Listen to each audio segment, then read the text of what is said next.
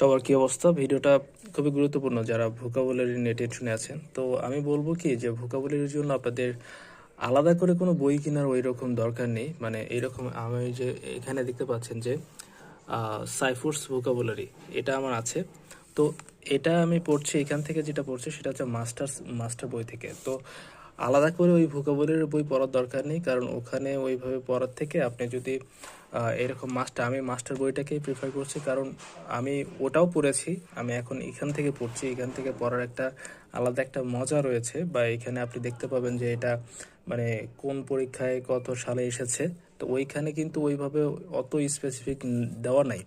তো আপনার যারা ভোকাবুলারি, এটা কিন্তু খুবই ইম্পর্টেন্ট। আপনি যত ওয়ার্ড জানবেন তত আপনি ভালো ইংলিশ আপনি ভালো করতে পারবেন, এবং এটা আপনার স্পিকিংয়ের ক্ষেত্রেও অনেক বেশি গুরুত্ব বহন করবে। সুতরাং আপনারা ভোকাবুলারি শিখবেন এবং এটা ভালোভাবে শিখবেন।